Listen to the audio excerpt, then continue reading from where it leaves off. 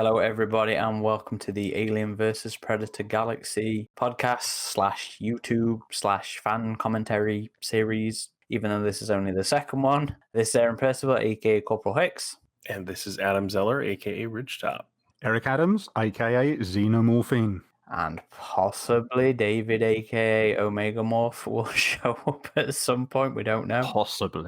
Possibly, we'll see. Special guest appearance. Indeed. So, it's been nearly a year? 2 years since we did the last one? 2 years, I think. Not long enough. I think it was early 2020. We did the AVPR commentary. All right. And it took us long enough to do that. It took me long enough to get the will to go and do the prep for this one. Because some idiot thought it would be a good idea to start with the worst films and work our way up. Yes, I was that idiot. I thought it would be fun. You were. It's not really Really, fun. we should have started with this one then. Start as we mean to go on, with a confession.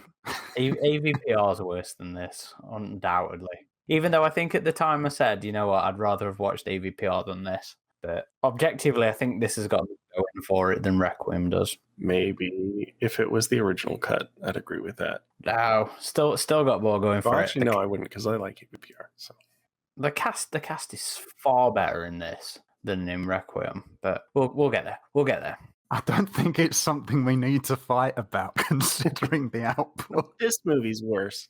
I fully knew Adam would object to any comment that went along those lines, and he did not disappoint. It's still wrong. Requiem's worse. But as with the last one, I don't want it to be a slag fest. So I have got myself 3 pages of notes with interesting tidbits on and talking points and stuff like that. Whether we get through them. Aaron's going to be the Rory of this commentary. Well, my sister actually works with autistic kids and stuff like that. And at one dinner some Christmases ago, she's like, you know what, I reckon you're probably autistic or got a bit of autism in you. I was like, yeah, I see that. So, maybe it's an apt. Action figures, yeah. Well, I mean, I don't think action figures necessarily equals autism. No, statistics, because you've got all your notes in front of you. Action That's just being figures. Okay. No, not action figures. I'm the autistic one, I think, out of us groups. Yeah, you're diagnosed, aren't you? Yeah, so I'll be that voice of the oppressed millions. Give my expert view. So Eric identifies with Rory. Well, that took a turn already, hasn't it? Yeah. So we're going to be your audio buddies as we continue this voyage through Predator 4 MCU edition, and we're going to be giving you guys at home or wherever you are your very own audio commentary, AVP Galaxy style. Hopefully it's interesting or at least funny. Yeah. We've all got booze. We recommend you do the same. We're powered by vodka. It's great. It might make it less painful for you. It will for us. I'll try and not slag it off too much. I can't talk to for the other guys. Hey, there are things I like about this movie, and I will make an attempt to be measured, but yeah, it has its issues, as we will see. We'll see. So we're all watching this from one source, so it's all going to work for us, but there are obviously differences in... I still think this is mental, but differences between the timings in NTSC and PAL formats. So as we go through it, we'll try and remember to call out where we are. So you guys and girls out there will know. I tried doing a comment. I think I did it with Perfect Organism, actually, a year or two ago, where I was watching it from my DVD and they were watching it from theirs. And I'm like, I'm behind you guys. Where are you? What's happening? Yeah. And I think we found that problem when we first actually tried doing these years and years ago. And I was like, how the fuck are we all in different places when we all started at the same time? Yeah. And that's how Aaron learned about the differences in timings between formats. So we'll try and remember, because somebody actually complained about it last time. I do remember that. Right. I'm going to count down from 3 and then hit the play button on your devices. Everyone will hit back the alcohol at the same time. We should be a frame or two before the 20th Century Fox logo at the moment.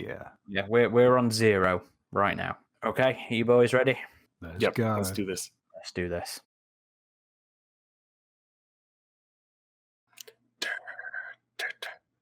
Have you guys seen any films that are 20th Century Studios yet? Yes, I believe What was it called? The Empty Man, I believe, had the Twin Center Studios logo. I've never heard of that film. Well, I'm not surprised because they kind of sabotaged it with the marketing. It was a horror movie that was kind of bold in its approach. And I think once the execs switched over, nobody really believed in that movie. But it's actually pretty good. I recommend it. Oh, here we go. See, they're starting out like the original Predator did with the space field. It's even the same font. Yeah. I remember liking that. There we go. Star Trek. Open the warp portal, Scotty. This is so short compared to how it was in the script. Yeah, and in the script, it was a big mothership that was that the Ark detached from. Independence Day reference. Smashes the satellite. You see, and the script references it all as looking. It sounds a bit more Predator 2 in style. You know, it describes it as being like a Nautilus. I really miss Predator stuff sticking to that Predator 2 aesthetic. The orange and crazy walls and But I mean, the games all did it because that was the only point of reference. And if that shot wasn't in this film, we could have skipped the entire fucking ending with the Predator killer suit thing. That one shot would have saved us from that. Okay, here's the first thing that doesn't make sense. He ejects in that escape pod over Mexico, and his ship just glides to Georgia and crashes in Georgia. Well, but isn't it implied he or she or it has been sort of, because it's hunting the ship, isn't it? It's sort of like it's. Yeah, so the Berserker, wrong film. The upgrade, the assassin wants the ship back because I guess in this edit he wants the Predator killer suit back. He is about as tense as the film gets, unfortunately. This scene also took place during the day in the script, and I believe there was like a big mansion as well. Yeah, it was a drug lord's mansion, so it was a lot of a bigger set piece because then you had like the pod coming down and crashing into the mansion and stuff like that, and there was loads more folk. Oh yeah. And this was apparently in. Well, it wasn't in the script we read or that's out there, but according to like the behind the scenes making of book, this was all told through flashbacks throughout.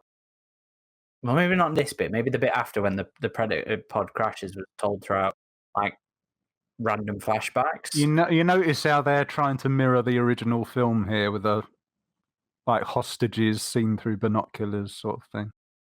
Well, you know what? I never really thought about that. Yeah.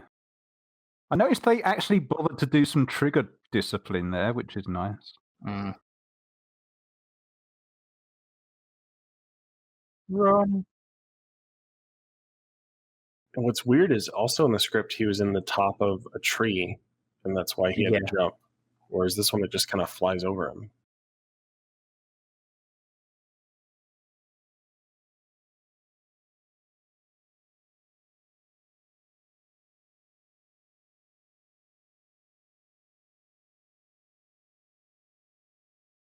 He's lost his antenna on the radio. I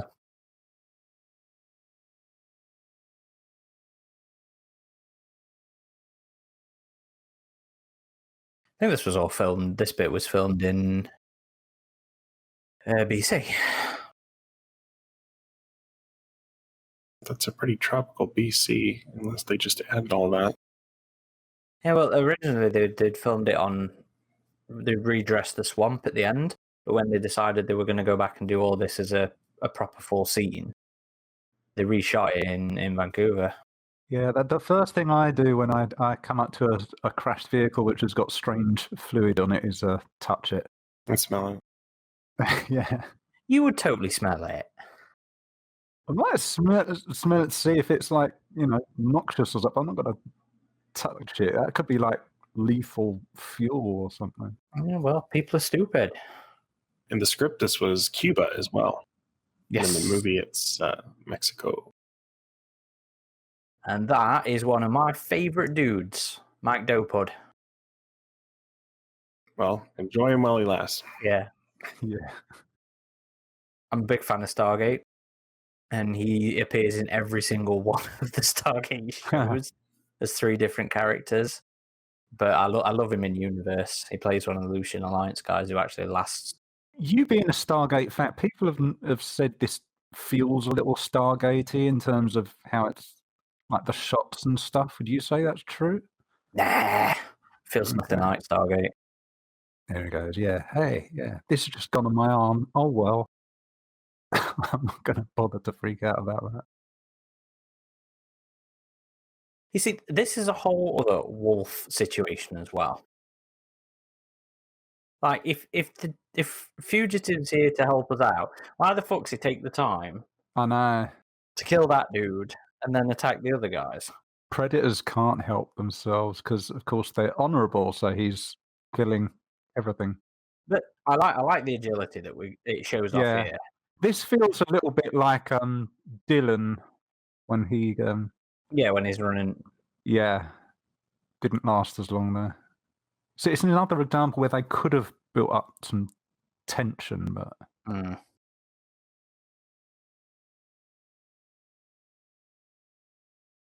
But to be fair, all this stuff with the Predator's self-targeting crap that's coming up, I hate. yeah, I mean, What even triggers that?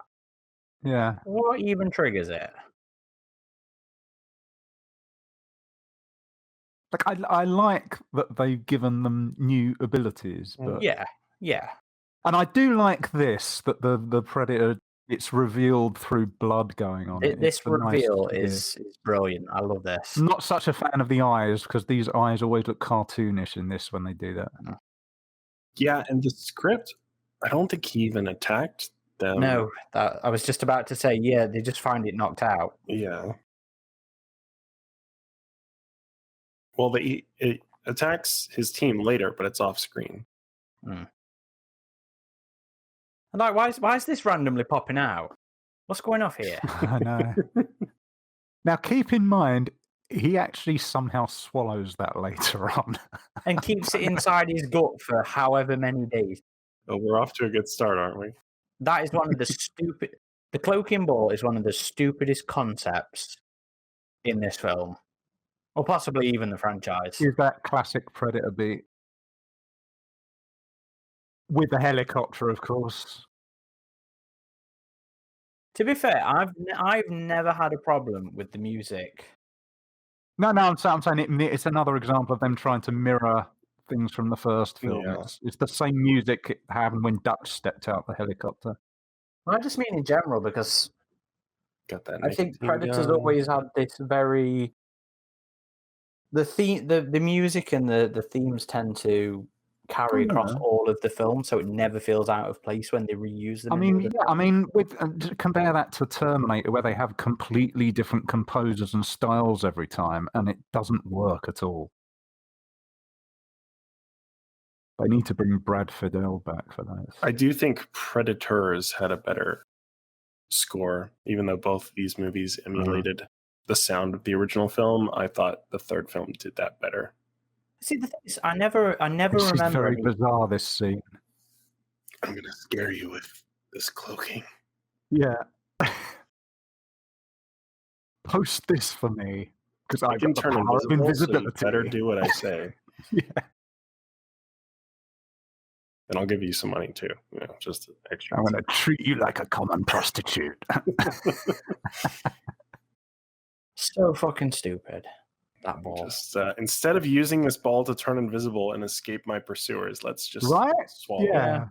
And here he goes. Here's the medicine ball. How would you swallow that bloody thing? Yeah, that's big. Damn. I don't think it's possible. I always forget that's a reference to one of the producers from the original Lawrence film. Gordon.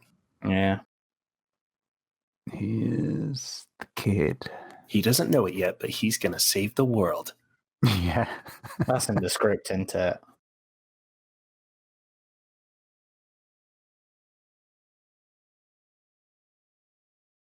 So I do like this stuff, speaking from the autistic point of view. I think I mentioned this when we first reviewed it. I do like the stuff about how he does memorize exactly where all the pieces are on the board. It's a nice touch. Is that not something completely different, though? That eidetic memory? Well, it's... Yeah, there's people who are not autistic that have photographic memory. As it was explained to me, he's got a weird thing about noises as well, even though he's perfectly fine with gunfire later on. Yeah, it just disappears. Yeah. But that's not uncommon either, is it? That's Nah. As it was explained to me, OCD is a different thing compared to like a need to have things in the same places. So, I mean, they're saying he's got Asperger's. Oh my God, Asperger's. I don't think it matters. Some people pronounce it one way. I think they're just making fun of him because it doesn't seem like that's what he has. He's on the spectrum, but he's kind of like on an extreme of the spectrum because most people who have it, we've just got like social issues. And that's what you have, isn't it? Yeah, we might find it difficult to pick up on body language cues and that. We're not like this mostly. But some people are. Now, before I forget, because Adam was mentioning the music earlier, I don't remember a lot of original music from Predators, but I actually quite like the new pieces in this. You know, that moment there, and there's that really heroic piece later on when... Oh, here we go. Foreshadowing, because it's a dog. That could have been without... Yeah. I mean, they're really heavily building the metaphor. They've got like a fence protecting him against a dog.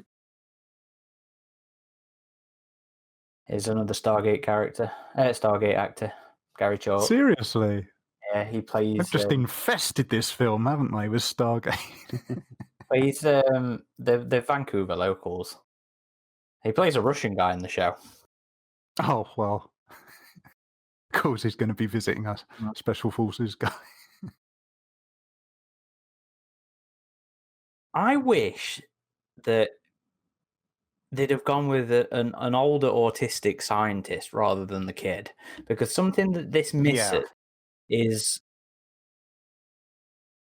and more dogs. I'm never going to get to finish any thoughts because we keep moving across the different... But it is a Shane Black movie, so you got to have a kid important to the story. So this scene was missing its introduction. Yes. Which was cut the day of the premiere. So when you saw it at the premiere, did it have the sex offender guy in it? No, it started right there. Just like it starts. I mean, it's not terribly important. It works without it. No, that's what I'm saying. It works well without it, but I think her whole introduction in this was terrible, really. Well, there's also the bit later where she's like, McKenna calls her Sunshine, and she goes, "I wish people would stop calling me that," and that makes no sense because someone called her that in that scene that was cut. So they really should have cut both of those. So yeah, like here you see all his language stuff, his language books on the desk. In the script and in the book, there's a more heavy emphasis on his interest in languages, which the film completely lacks. And I think it would have been a lot better if they focused on that being his interest, which is what then makes more sense with him being able to translate the Predator stuff. It does. Because, I mean, what you were saying earlier, it would have worked better if he was older, like late teens or whatever, maybe. Although it might not have made sense with him going out trick or treating if he's older. Well, we can avoid all that crap. It would have, because I remember saying it worked, because you get to the ending of the film and it feels, I've often said this feels like a Saturday morning cartoon version of Predator. Mainly because that's reinforced with the little kid being the sidekick in the secret research lab at the end. It makes it feel really cartoonish. I like this scene, though. Yeah, I love this scene. I think he's funny. Yeah. And I think Sterling K. Brown is brilliant in this. Yeah, He's just got a very unfortunate ending. You don't realise he's gone. The worst death. Yeah. Yeah, and I love that line. I fucking love that line. It's posing a threat, kind of the fucking point. Yeah. Scenes like this are the strengths of the film. Yeah. Yeah, this is Shane Black and Yeah. Fred Dekker firing on all cylinders here. But this is them at their best. They do this kind of stuff good. See, that's the thing. With this film, I absolutely love the cast and I love the characters. But when it comes to the Predator stuff, and I think there's a large part of it feeling a victim of being ripped to pieces because it was, to the point where the Predator stuff, the Predator lore aspect of it, makes no fucking sense. Yeah. And when I watch this film, it is me enjoying these characters and these actors. But the problem is they were trying to reinvent the wheel with giving them a reason for getting spines and trying to convert that into the autism thing. But it would have been better if they had just gone back to basics. Yeah. And I do think the cast was pretty strong. I thought Boyd Holbrook did a good job with Quinn McKenna, and I do like his character. And same with Traeger as well. But I would have liked to, again, I'll always go back to this. I just find the original draft more appealing, and I think the reshoots probably hurt the film. Oh, definitely.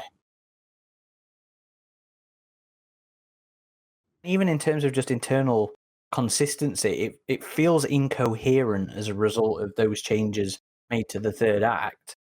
Then you have the whole aspect of the fugitive apparently showing up to help us out and to reach those emissaries. I like how the US Postal Service has not bothered to check this stuff at all. Like, I get stuff through the mail. Well, I in remember the script, they getting explain that. They say that the embassy has immunity with Merlin, which right. I don't know if that's... Because I remember just getting some Alien Predator action figure stuff, and it's like some of it got held up because they're like, oh, it's not a human figure sort of thing, and yet... He's playing World of Goo. Yes. That is a good game. I like a lot of the new armor in this film, but they deliberately angled away from like a tribal approach to the Predators. Yeah, it feels like a natural evolution or a different tribe sort of thing. Yeah. Well, I miss the tribal look to it though, because it is overly refined, and again, it goes back to me missing that orange and Aztec-y kind of look to the ship. Because it adds to the mythological side of it. It's, I think, one of the, if you want to get some good PR for a new Predator film, I think if you release one of the first publicity images, you just do, this is a new still from the new Predator film, and it just shows the Aztec stuff on the interior of the ship. Yeah. All the fandom would leap for joy, no matter how bad the actual end result is. We'd just be like, yes, finally. So we're now on the bus. The Looney Bus. Every single one of these actors I fucking love. See, it's the individual constituent parts. They work nice in isolation. It's just when it gets put together, it's like good ingredients, but when you mix them together, it doesn't quite. Yeah. Well, again, I tend to think it's just the Predator side of it that fails. Like if this was a heist film or something, it would kind of work probably better. It's just they're trying to force an alien creature and a hunt into it. I wouldn't even go that far. I'd just say it's because they're trying to do too much with the Predator stuff. Shane Black in, I think it was the magazine, the official movie magazine, he talks about giving the Predators a bit more to what they're doing. And I know a lot of people were pissed off with the whole taking DNA to improve themselves thing. Brain juice. Yeah, but Black boils it down to they're obsessed with survival, which I think is an interesting angle to take on it. But then when you get it in the film and it's this lizard brain shit, and you want to find out if somebody's fucked a predator kind of thing, where it just it starts to fall apart a little bit because it's not I don't think there's anything necessarily wrong with humor, because all this shit's funny. And Thomas Jane has a line later that had me literally crying in the cinema. You love your aardvarks. I do love my aardvarks. Well, I do find the idea of different clans having different practices and the clans disagreeing about those practices is interesting. I mean, Shane Black even said on social media that not all predators do this hybridization sort of thing, and that was kind of my interpretation with the Fugitive, is that he was part of this group and he decided he was against what they were doing, and that's then the why film he contradicts hijacked the it. ship. Because the Fugitive has human DNA in it. Right, so he was part of that group and starting to hybridize himself, had second thoughts, and then decided to. It's Fox trying something new out, and they found out it doesn't work, so they gave themselves an out, basically. I mean, there's nothing necessarily wrong with. No. This part feels a little Hellboyish. I love this. I love the joke and the response. I think it's brilliant.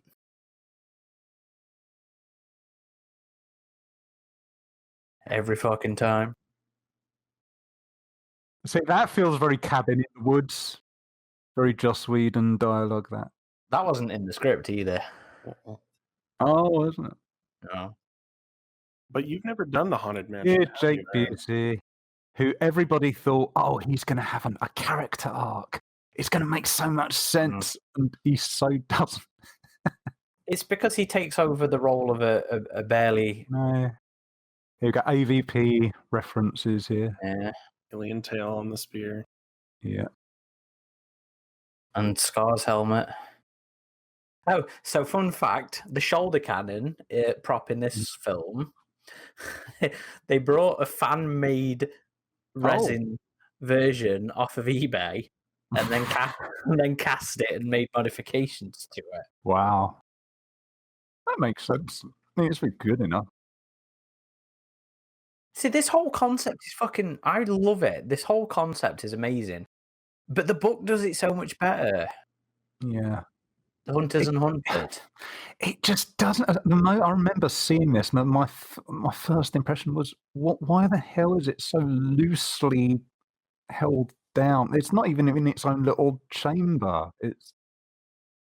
I remember saying when we reviewed it, I said, you've got problems when Independence Day shows better security protocols.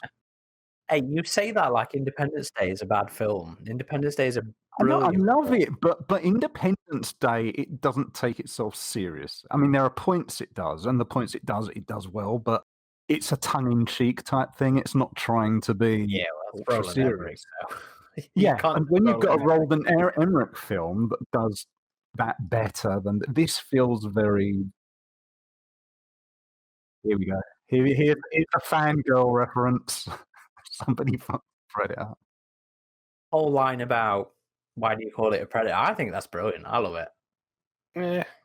I mean, predators are hunters, unless you're talking about like carrion eaters, and then they're just scavengers. So it's interchangeable. Yeah, but it's all funny in her response to it and stuff like that. And I mean, yeah, it works as dialogue. I just think it feels superfluous as dialogue. And the thing is, she should go in there and say, look, you've got like 100 scientists here. What do you need me for? you know what? The thing about the X-Mandibles aside, I do really like ADI's work on this. Like, that skin looks like really believable organic skin. We haven't seen a predator without its armor just laying on a table before, and I do think that it's pulled off quite well. I know you were saying that AVP Preds were a little dry looking, Aaron.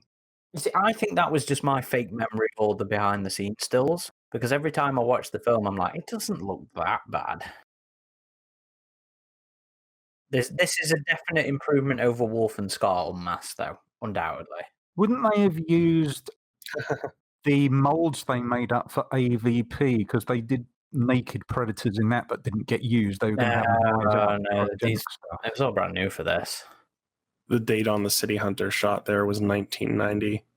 Yeah, the release date rather than. I think the release was 91, wasn't it? Or was it 90? Something like that. I mean, it was set in 97, so I think you have to assume that was like a different hunt that's never been seen. No, it wasn't. It was 90. It was 90 because we did the 30 years Oh, 30 that's days right. for 30 years. But yeah, I do kind of wish they'd have gone for the red tone like Necker's figure with the Predator So rather that would have than been 91 because we did it in 2021, didn't No, we? we didn't. We did it in 2020. Last year Oh. was Aliens as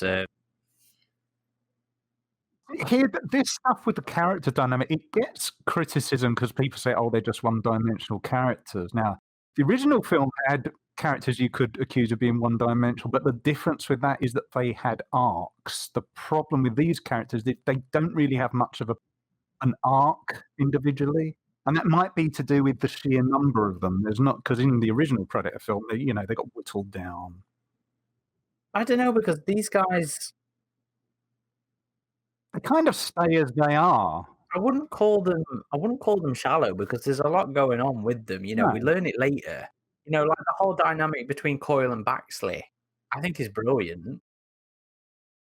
And I actually quite like how they both take themselves out, and how Rhodes, Tarante Rhodes, I forget his character's name, Nebraska Williams. Nebraska. You know, I like how he goes out.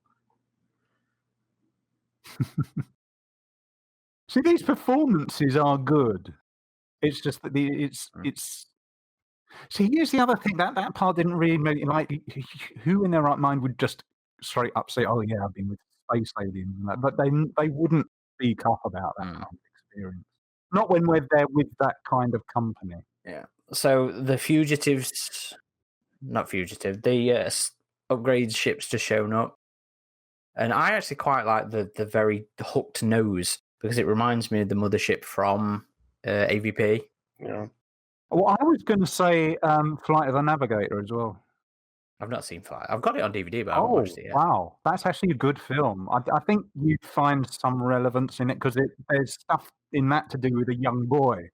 Oh, I would. I've got it downstairs to watch. But... Yeah, no, that's actually a good film for how they do that with the kid understanding the stuff to do with the spaceship is really well done. You see, okay, first things first, what the fuck does Kujad even mean? I could find nothing to do with any similar word. It looks like they just mashed the keyboard for that. They probably did. And why the fuck do they have so much remote control in this film? You know what? I don't get it. Like it seems like the Predator's coming to get that in this cut. But then we pivot. We then pivot to the Predator killer stuff, and it's fucking stupid. I hate how they've just got this random device that lets him tap into the. A lot of it, there. we don't know how much was the victim of the deleted scene stuff because they cut out whole chunks of it with the emissaries, and we don't know what. Some of that footage might be interspersed in weird places to make it. I can't even remember what was relevant about it in the script. Because in the script, the assassin was trying to get the arc back to get the hybrids back. I love that. I love using the mandibles offensively like that. That's the first time we've actually seen it bite anything on the film. So. Like this whole lab escape sequence, I think is fucking brilliant. Like that as well, using the body as a shield. It's their own silly for all this. It's very cool, but it's got the Requiem problem where it just makes the human government forces look inept. They are. They are. They are absolutely inept. Government forces are. Oh, that was brutal. I love that. And that as well, slash in the face. Now, I know they use the excuse of her grabbing the vial as to why they're trying to kill her later, but that's honestly one of the biggest problems in the movie for me is it makes so little sense because this makes me cringe. It feels like just an excuse to get Olivia Munn naked. It really does. And I'm 95% sure that's literally what it was. It wouldn't surprise me. Yeah. It wouldn't surprise me at all. I love how it got better with the mimicking as well. George Thomas J. And the hand as well. I love that. I love how brutal this dude is. Fugitive is. Even though, he's supposed to be there to help us, but I whatever. really like his design and the armor as well, just how sleek and futuristic it looks. It's like Future Samurai. I think it works really well. Yeah. And I think it Is she grants adopting extra... the same pose Lex did in AVP when she sort of like gave Scar the No, shoulder she's cannon well. too, I think she's more in a fetal ball there. yeah. Well, she got a knee draw. I don't know. It might not be a reference. It's just. I love seeing Fugitive use human weapons as well. So that's something I wanted to see more of from He's the not a very good comics. aimer, though, is he? He just like sprays. Yeah, I don't need to be. You see, this is supposed to be him. Well, actually, before we get, I hate this as well. I hate that he can tap into his helmet from another random helmet. It's why would they even be networked? Yeah. I do think the translation's kind of cool though. And I hate that I now cannot unsee it, but the folds in the mandibles. I cannot unsee that anymore. It is particularly not great in that shot. Well, there's some earlier ones as well. You know what the problem with doing the commentary stuff is the scenes move on so fast that we can't talk as fast as. Yeah. Let's just shoot the walls, yeah.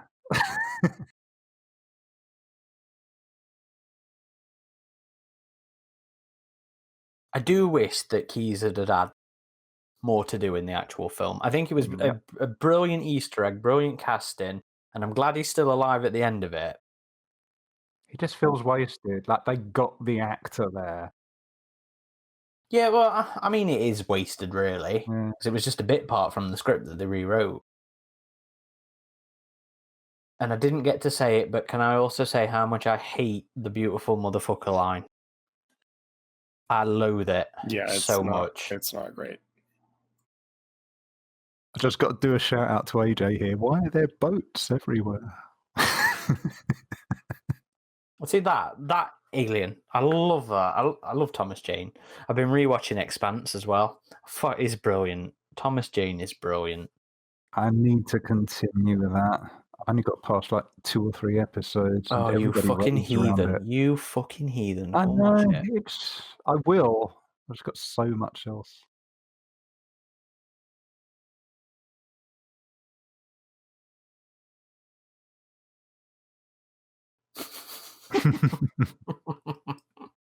See that right there? That's a great line. Well, and just how they pivot here into this being, because he knows exactly what he's doing. Thomas Jane's character knows what's cracking off here. And here's an example of getting a comedian to do that role. It plays to Key's strength. I love it. Have you watched Key and Peele? I think he's brilliant. Yeah, he's fantastic. The only thing here is he does some of like the facial reactions that it's a little too comical.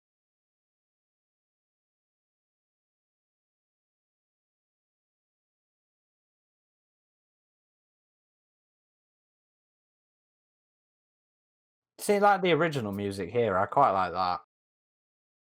I remember watching this and I was waiting for like a hint of A-Team music to come in there because it felt like the A-Team. So the whole concept of the Loonies, this PTSD damage thrown aside kind of thing. I think it's fascinating as well because I say it all the time when we do the EU things, how much I love it when they play with the character with PTSD. I really wish they'd done something with Olivia Munn's character where they had hinted in her introduction there'd just been some sort of line where it references like she does shooting as a hobby or something. I don't think that's ever necessary. That feels like a dated stereotype to me. I know, but it's just a little something because the problem is every single time this film gets brought up, like you always have someone say, "Oh yeah, a scientist is really going to know how to shoot a gun," and I always feel, "Well, why wouldn't criticism?" I mean, it's America. Everybody knows how to use a fucking gun. Yeah. Well, not everyone, but we've got a bleeding heart liberal on here who knows how to use his weaponry, don't we? But that's what I'm saying. You should. Why wouldn't a scientist know how to shoot a gun? So it shouldn't even be needed. That's societal problems. That's not film problems. Yeah, It just David's here. I've just realised he's joined us.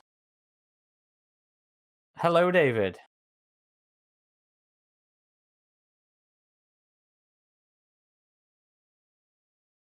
Hello, guys. you missed looks the like I just Predator came in here in bondage time, scene. didn't I? You missed one of the best sequences. Yeah, he did. The lab Oh. escape.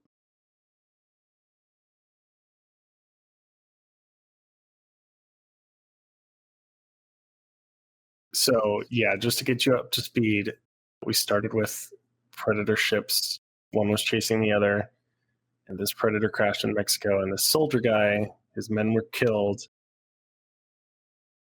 but he collected some of the Predator's gear, mailed it to himself, but He mailed it to his PO box. We Yes. can't. Which hasn't been paid, so his kid collected the package, and His autistic child, which comes in later. who can use Predator tech. Oh yeah, David hasn't seen this, have you? I forgot. Yeah, and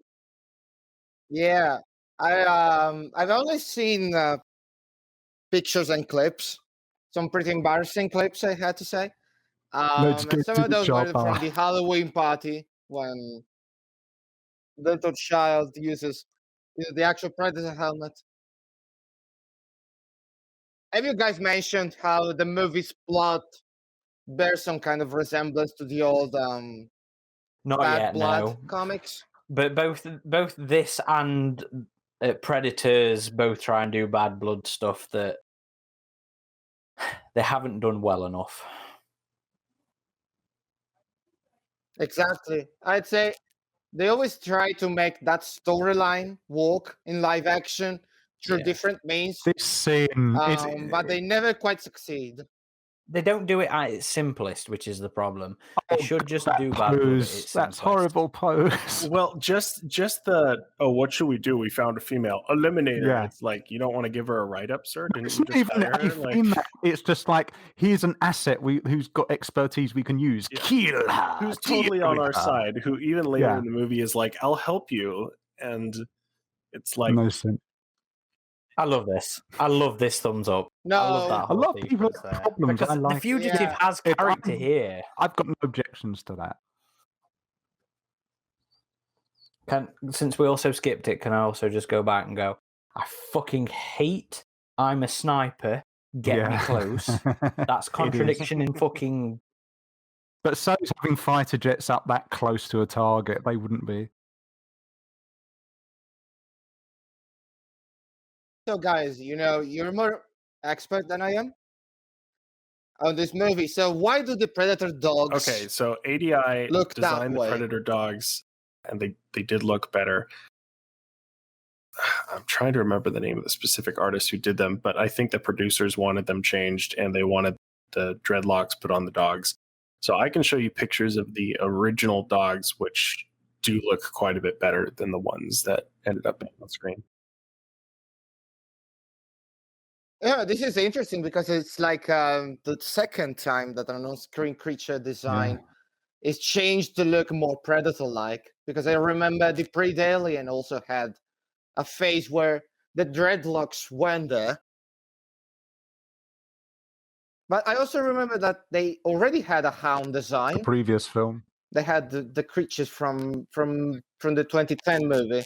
Yeah, that looked so much with that better. I don't one, know why they it was changed because it. they wanted it to be a little more friendlier looking. So they went with sort of like a pit bull mastiff. David, prepare yourself for some really bizarre stuff.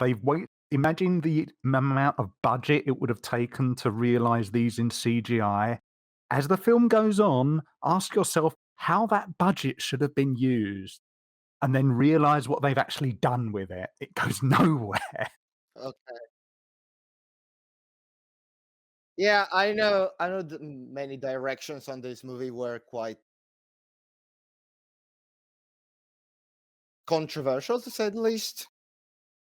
And between studio decisions, original creator decisions that didn't quite fit. Yeah, I kind of like Alien I love 3. this as Not as well. bad. She is meant to be a scientist who was working for the secret US government project, but See, this is like the start of a porno or something like that, and it's like Shane Black humor to the top. I'd say this movie shares a similar problem to Alien Resurrection, where the Mhm. director kind of infuses too much of his own humor.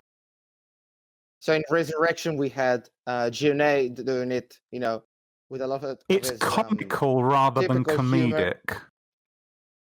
humoristic style. Yeah, horror comedy kind of moments. They're very sparse, but they're very specific. Whereas Shane Black said, Yeah. yeah, let's do a Shane Black movie, but it's a Predator movie too. All she has to do is press that trigger. Instead of the other way around. Well, she does. She does. There you go. It's all part of the joke. With Resurrection, the humour doesn't land for me.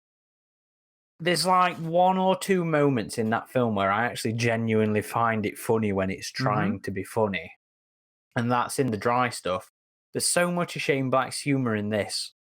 I like when it's devoid of taking the piss of the Predator or taking the piss of the creature or the lore or the franchise. The humour on its own, it just entertains me so much with this film. That's why it feels like such a weird tonal shift when the reshoot segment starts, because then it goes for more of that dark, moody, tense bit. And yeah. Which then gets stupid.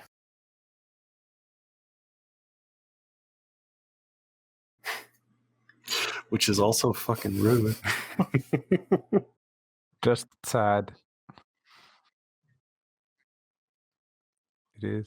Well, I was honestly excited for that format of a more action comedy. Like, I had watched The Nice Guys while I was hyped up for this movie. That's brilliant. And I thought it was great. And I was like, if they can take this format and put Predator in it, like that could be something really new and different and interesting.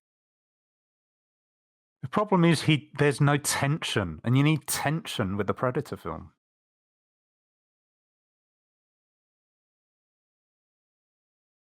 Because this almost feels like a family, like a thing you could take the family to, except where, it gets gory. But the vibe feels, Well, the the pussy eating vibe feels talking. like, oh yeah, let's take the kids out to see a Predator film. It's...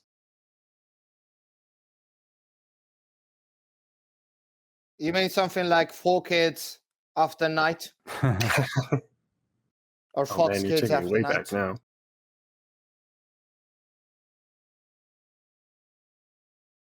Fox Kids After Dark presents The Predator. Premiering on Channel 59. It does feel a little childish in the humour a little bit. But then again, I'm a big child. That might be why I actually enjoy it. Funny and entertaining enough until the point of the movie where it loses me is like right after Fugitive dies, and then I'm kind of off the ride at that point.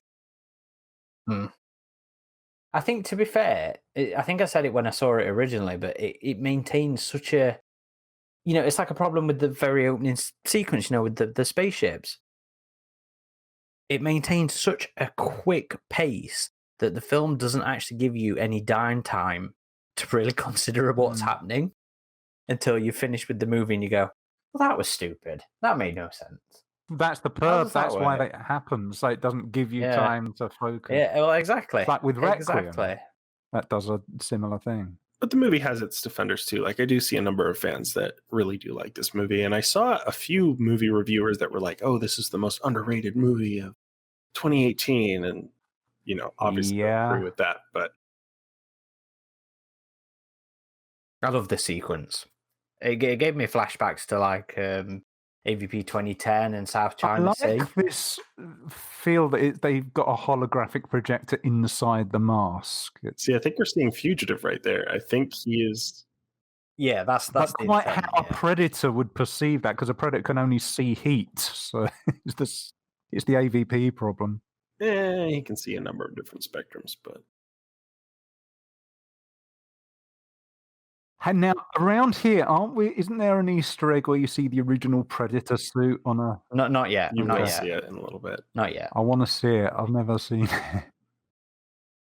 But no, that was supposed to be the fugitive Predator, the normal Predator, because he also has human DNA in him. I forgot this movie was also a Chuck crossover.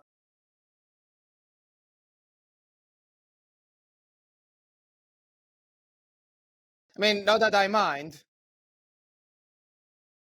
See, here's the thing. How did he know that he hadn't... There it is, right there. Oh, there it is. Yeah, the original Predator. It's like a cartoon version. I love of it. that. I love that.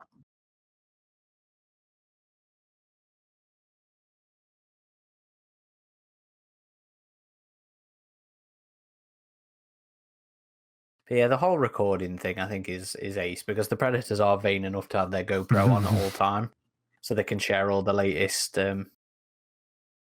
I love that. I find this film so genuinely funny outside of the Predator. Yeah, it's got genuine humour. But as I said, the problem is, it's like David said, it's got that resurrection vibe of being comical as opposed to comedy. It doesn't feel like a parody. No, I didn't say parody, but comical as opposed to comedic. Like the original Predator, it was comedic, but it wasn't comical. Whereas here, you get these. There are just moments where it edges over into. It's very deliberately. But at least Resurrection, when you see it like disconnected from the fact that it's supposed to be an alien movie, it's a good movie actually. When you see it disconnected from the other alien movies. But then it's the exact same sort of comments I have with this one, where it's like there's a lot of the elements in it that I enjoy to do with Alien, to do with Predator, but then as a complete package, it just don't work. I think everyone would judge it completely different if it was its own original sci-fi film, if it didn't have predators in it. But because it has that, it's always going to suffer with comparisons. Exactly. Resurrection. Like Prometheus is another one. It would have been judged completely different. No, it's not. No, You it's will not have that. No. I'm sorry. My ultimate insult for a person is like standing up straight to them and saying, "You're such a Prometheus." Some people will take that as a compliment.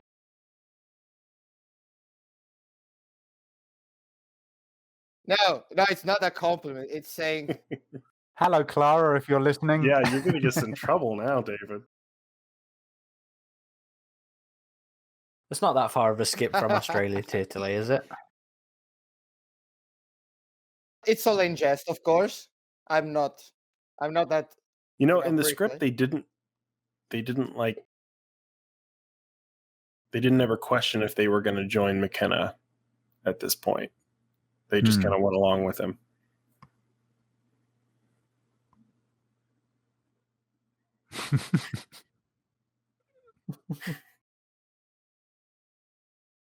He's got Tourette's, just so David's aware. He's got Tourette's. That's why he keeps swearing for no reason. This whole thing here with the remote and the scene. Although interestingly, Thomas Jane talked about it in the official magazine. He said it was what was it called? It's some sort of thing where, as a result of PTSD, you take on elements of a different disease. There you go. Your highlight of the movie. I was literally crying in the cinema with that one. It's because it's his reaction to having a gun put in his face. Also, it's like, where did they get this RV? And in the script, you find out, the mystery Winnebago, fully loaded with an ammo press RV. Yeah. Just so David is aware, McKenna, he's actually swallowed a robotic ball that's really massive, that's meant to be the way that predators cloak themselves. So at some point, he shits that out down the toilet, which would be incredibly painful. We'll point that out for you, and that can be a marker for the timestamp. Here's the autistic child who's going to murder someone at this point. Well, it's not him, it's the helmet. I know, but he's not going to... Oh, nice. This is definitely a scene that happened in the movie. This is definitely a scene that somebody wrote. I hate that so much. Nice.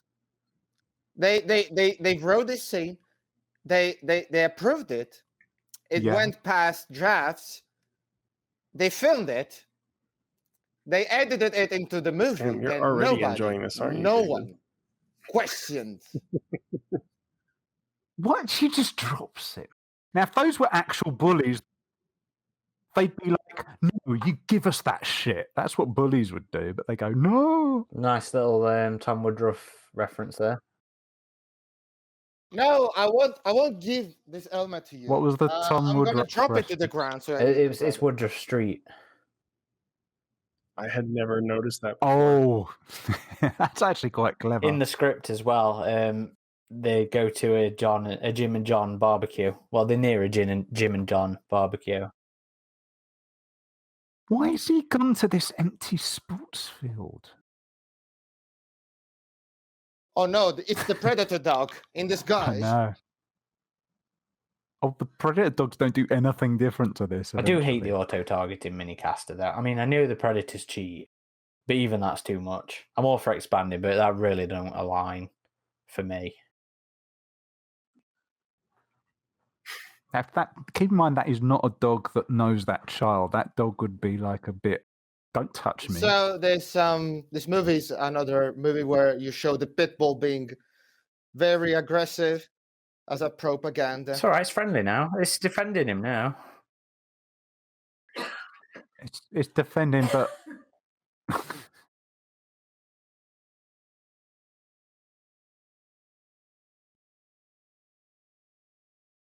it's okay, PETA. It's not real animal cruelty.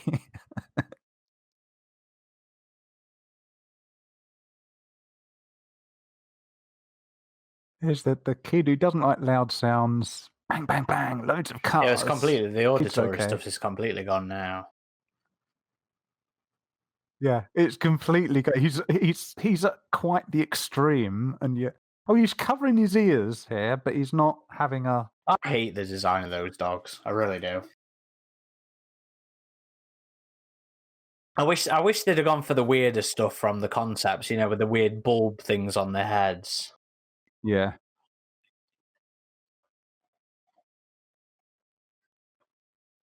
So the dogs are basically, alien creatures with a predator DNA in it, right? Not that you'd know. Yeah, in the film, but he shot that grenade into its mouth and it did nothing.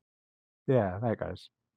But it wouldn't have that delayed reaction. No, because we see it as an impact grenade earlier. I hate this. We do? I think it's so fucking stupid. Yeah. What? He made him a nice doggy. Now it becomes It was supposed to be a bolt gun as well in the script, weren't it? Something like that. Yeah. What do you mean? He shot it into being calm? Yeah, so this lobotomized it, basically. Stupid. The film is that stupid. the dog doesn't actually... Yes, Somebody the dog that. doesn't actually do anything now. I do like her being so keen to get samples. They approved it. They approved it. Yeah. They filmed it. They put the VFX on it. And they put it into the film, and nobody questioned anything. Okay. I feel like I'm going to say this a lot with this movie. Yes, you are. There you go. Have some samples with your dirty, filthy alien dog flesh. And this was actually the first scene with the Predator, I think, that they shot. Now, some people say they don't like the Predator mannerism here, whereas put your guns down. But I love it. I like it too. I think it works. Well, I think they'd be aware of human culture enough to understand universal signs. That's why I've got no problem with when it uses that severed arm as a thumbs up.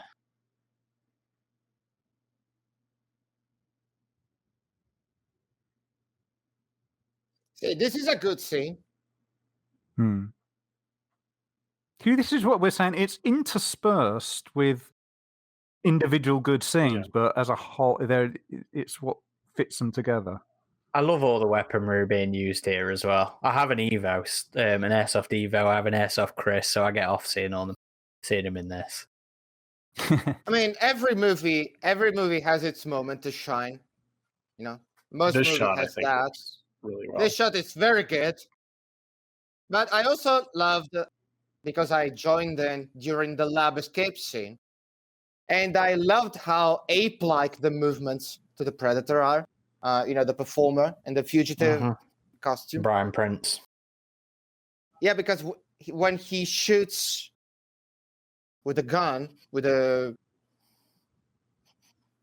looks kind of ape-like, kind of like Koba in the second second Planet of the I Apes suppose movie. it does, yeah.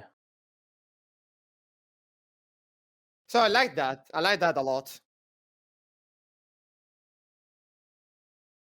Well, Brian's brilliant in this. It's got to be said. I really do think he does a fantastic This was one job of in this the series. promotional marketing shots, wasn't it? Him holding Yeah. them.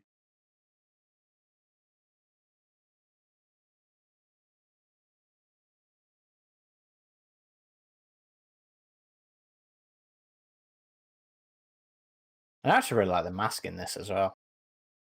It's different enough. Now, here's the question. If the emissaries would have remained in the film, they both had the same mask. Do you think they should have had different masks? Yes, always.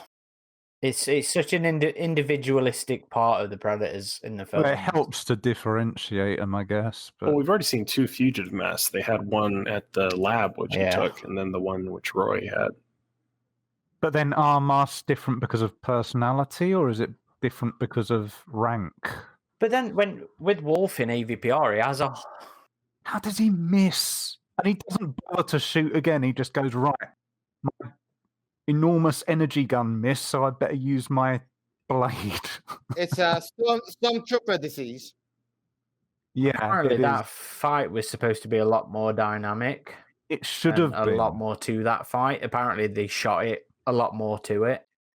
Because this is why the Predator itself comes across as inept.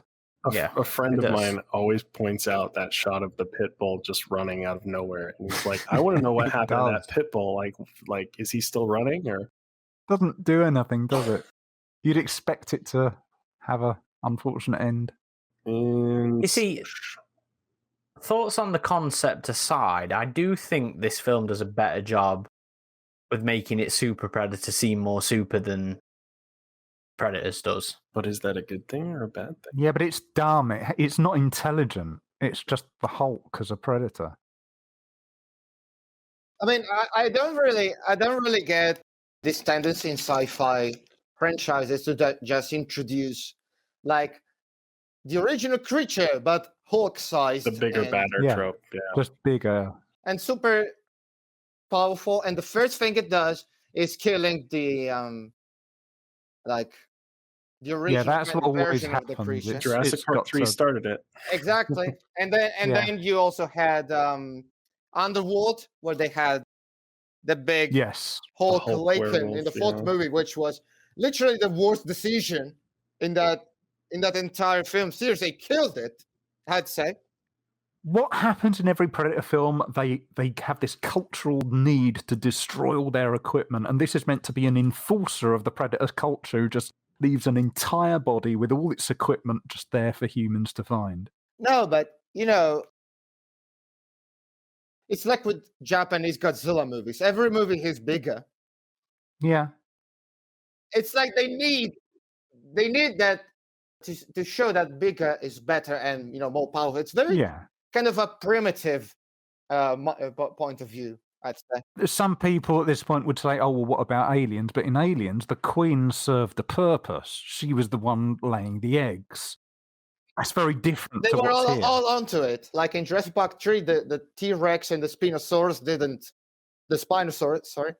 team up, Had they teamed up, I think people would still find it ridiculous, but fans wouldn't be as angry, Well, what's weird too is like with Jurassic Park, like everybody hated that the T-Rex got killed in Jurassic Park 3 initially, but now, this long after, everybody loves the Spinosaurus.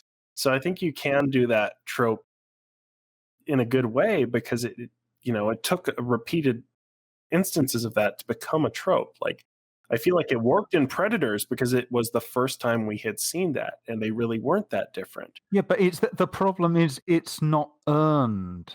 You don't feel like that. Yeah. Like in that Jurassic Park film, the T-Rex goes out quite quick. It's like in Return of the Jedi where Boba Fett is built up as this big, competent bounty hunter, and then he just falls in the Sarlacc pit because Han Solo just knocked him in by accident. Yeah, but sometimes that's how it goes. Like, Yeah, but it shouldn't. It should be earned. That was the point with Boba Fett, and I love it. We did it so because much. Lucas couldn't figure out a way to do it otherwise. He just said, "Yeah, just get rid of him." See, I do love this. I love their whole dynamic. but I'm like, whose barn is this? Like, Yeah. are they awake? Are they out of town? Like, An insert where someone just comes out and saying, "Who the hell are you people?" helicopters show up. There's gunfire. There's grenades going off, and just I guess they're just out of town. The lights are on. They left their lights on. Yeah, but nobody's home, literally. So one of the things I like in this one as well is that it's not a hunt as such. You know, the upgrade being like a police or detective. I think it's kind of cool. It's just a shame the whole motivation's all just butchered in this finished edit. Yeah, I agree with that. I do like to see more of the Predators outside of just a typical always on the hunt context. And it was just one of the reasons I really liked AVPR as well, is to see a cleaner Predator. And he was there to cover something up, you know. But then poor Ray. So, on a scale from 1 to 10, what would you guys give this movie for Hollywood autism? Hollywood autism? Like Hollywood portrayal of autism. Oh. Generified version. Not really accurate to reality. Super powered, things like that. Yeah, I am autistic, and it depends where he's quite extreme on the spectrum. So, like, he's not typical of people with autism. There are some people like that, but most people with autism are not like that. And I definitely wouldn't be able to figure out the Predator language just within a few, hours? But if they'd have maintained that obsession with language in it, it would have given it some resonance, but it'd still been implausible. I've read many comments saying that the kid goes from being highly autistic to low spectrum autistic. Yeah, he veers all over the place. It's not consistent. At the ending of the movie, it seems less pronounced. Yeah, he's quite happy and confident. I cannot wait to get to the ending. Oh, you'll love it. I thought you were just going to ask us what our score was of the movie itself. And Aaron, I really want to go back and listen to that first review podcast we did of this movie, because I think it soured on all of us over time. Oh, yeah. And there's so many jumps in logic in that scene inside the Winnebago as well, with her figuring out what's going off. Yeah. And it's like, why did she take the vial? Like, in the middle of all that, she's just going to take the vial? Like, that makes no sense. Because the one dude said not to? That fucking lobotomized dog's ridiculous. It's just friendly for no reason. You know what would have been interesting? So the idea is that these are creatures with predator DNA in it, so they share certain elements of aesthetic with the predator. But what if they were actually predators that were regressed into creature Spliced with a dog? Yeah, exactly, as a punishment. Like so the that Super they're Mario turned Brothers into movie or prey something? creatures and hunted by other predators. You know, the ultimate hell for a predator, being turned into prey. That would have been interesting. Either. I don't know how you would convey that, but it would be good for a parody, maybe. I think you're on your own. It's interesting. It's an interesting concept. No, thank you.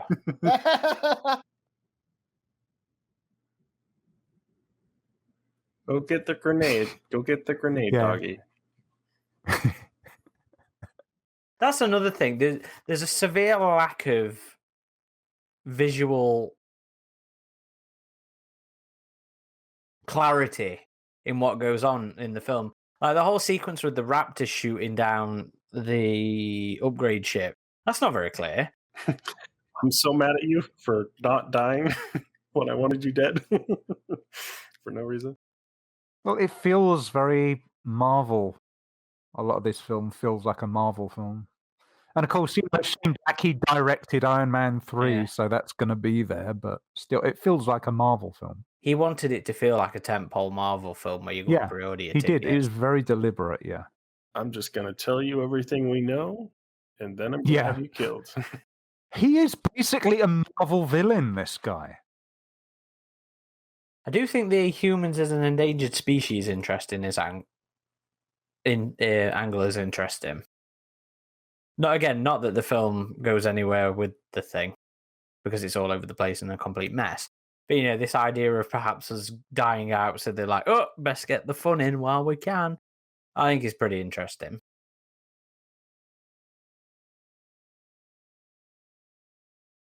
See, this is... I can almost imagine Black Widow being in her place. Well, it just feels so Marvel. Well, that's a scene in Avengers, isn't it? Yeah. This idiot's telling me his entire plan. Exactly, yeah. And you can imagine her going, oh, yeah, thanks. That's what I needed to know. And she's literally like, let me help you with what you want to do. Yeah. He's like, no, I think I'll just have you killed. I'll just kill you. What?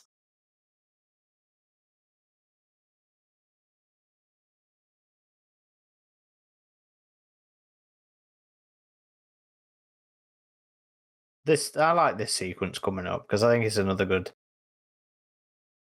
look at how good Upgrade is.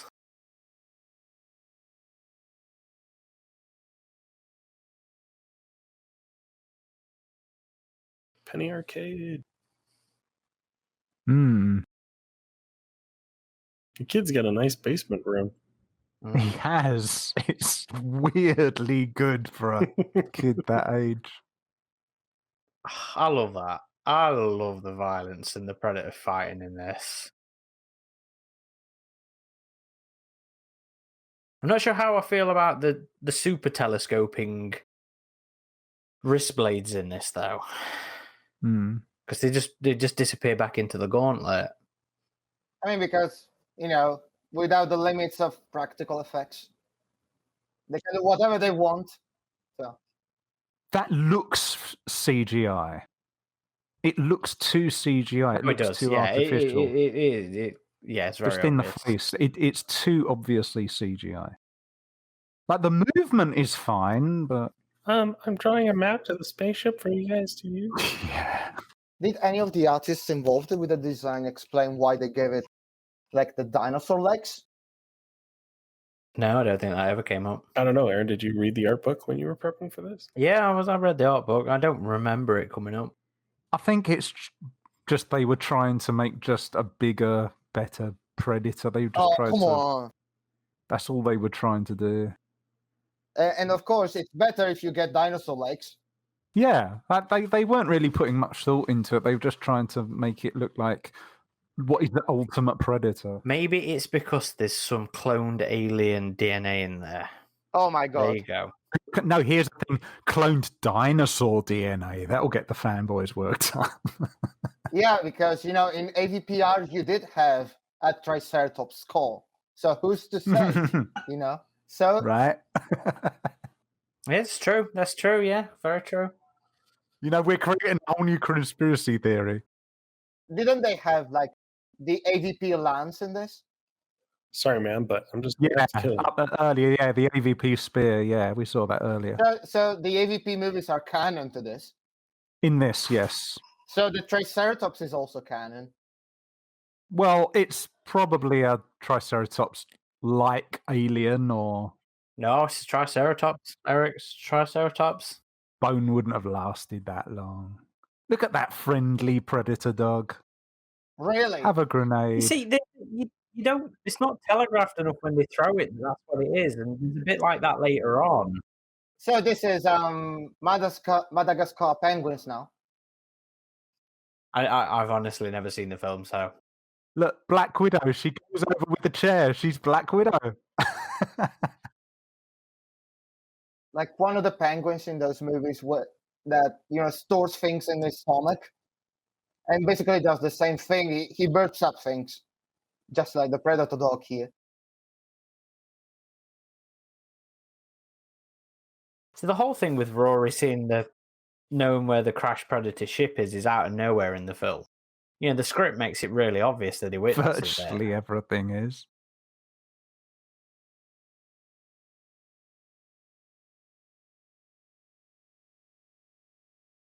I'm definitely a little drunk by now. I don't know how many of you are. It's still midday for me, so I'm trying to take it a little easy. I'm on my third can. That could have been that looked prime for like an Alien 3 like sequence. They totally missed out. I took some elephant tranquilizer to go to. Oh, good. So. It will be a much worse experience right now if I were with you guys. Completely enraging. See, imagine fishing through your shit for that as well. Come on. That's what I said. That's why the first review I said he's taken a dump, and anyone who touches that, you know where it's been. Well, I'm sure he washed it off. I mean, come on. That's not going to be enough. Notice he doesn't tell anyone. It's still so stupid that, like, I'm going to shit this out on demand. Yeah, because he knew he was going to be that regular. I cannot wait to give this movie half a star on Letterboxd. And this, I think, right after this next scene is where the reshoots start. Yeah, right before the ship crashes, or right before we get to the ship crash site. Yeah. Because it was the whole being transported, and it was all the Area 52 stuff. Mm-hmm. I'm interested to see if David will. You saw the main villain. See if you can figure out what happens to him at the end, because we're going to be interested to see if you can figure out what happens to him. You mean the bad guy? Yeah. Oh, okay. I think I know what you're talking about. Okay. It's one of those things where a lot of people just don't realise. Yeah, I had to go and see it again before I understood what happened. Oh no, it's the Predator dog. Look at that. Jurassic World. It's Jurassic World time, guys. Just follow him. Well, this is like, it's a Disney movie, but this is before Disney got involved with Fox. They got a friendly Predator dog. This makes no sense, because this is supposed to be the ship at the beginning of the movie that was over Mexico, happened to just crash here in Georgia. Yep. Whereas in the script, the Ark was the only one ship that was kind of being fought for control over by the Upgrade and Fugitive, which makes much more sense. So... yeah. Now, when this was filmed, though, was this meant to be the ship which was the Ark? Was this meant to be the design for the Ark? Yes. So this would have had all those Predator creatures in it. Yes. Hybrids. Mm-hmm. And you Looks still a see bit the small hybrid containers in here. Right. Because it looks a bit small to contain that many. Well, there's at least like 6, I think, and some of them are smaller creatures. Yeah, but, I mean, we even got a glimpse at some of the practical creatures in the behind-the-scenes photos. Like, we saw... the leak stuff. I liked them. I liked a lot of them. Not all, but I liked a lot of, especially the spider predator. That looked really cool. Keegan-Michael Key. What's his character's name again, Aaron? It's Baxley or Coyle. I can't remember which way around it is. See, autism cures everything. They're literally going to weaponize autism. So you're going to have predators with social problems, and they're going to avoid violence. That's the thing about autism. You avoid confrontation and violence, and it's the exact opposite of what a predator would want. Which is why I find this movie's portrayal of autism kind of problematic. Yes, well, it is. You're not on your own there. Well, not only with that, but just with Tourette's, it goes to the very cliche, like, he keeps swearing, haha, that's funny because he has Tourette's. And it's a very Hollywood. I know what Tourette people are like because I did some research on them, and they're not like this most of the time.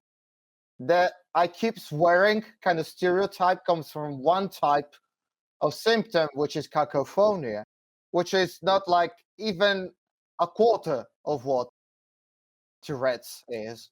So again, a very problematic kind of thing I hear. Well, I think it's fair to say this movie is to Tourette's and autism what Black Widow is to real Russian people.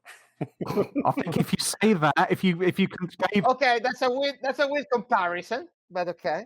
I'll allow it. Russian people view Black Widow as an insanely superficial version of how actual Russian people are. See, the funny thing is, as well, is that Shane Black has Tourette's. Yeah. And it was his son, wasn't it, that had Asperger's? His other son or nephew You said it or there something. as well. Yeah, so I don't know. Maybe he knows something we don't. Maybe. And we don't know what came out during the different drafts and. But again, I think the actors put in good performance. Like Olivia Munn, she puts in a good performance. It's just the script they have to work with is very superficial.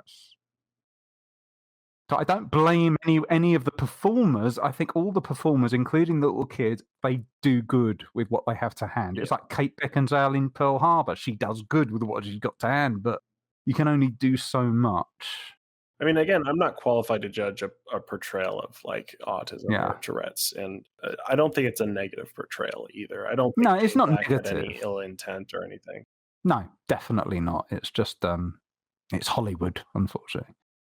So, Adam, I know you pine over that third act, but do you not think this is better than the anti-government Cuban food truck with his bikini clad? No, I think this is worse because, again, it feels like the Shane Black craziness was just ramping up, and I would have liked to have seen that keep going. Craziness. At this point, it just feels like the movie is stalling, and then it gets boring. You find all this boring? I mean, once we get into the woods, yeah. Maybe not quite yet, but... Oh, this is so Bishop too. My head's gone, I must...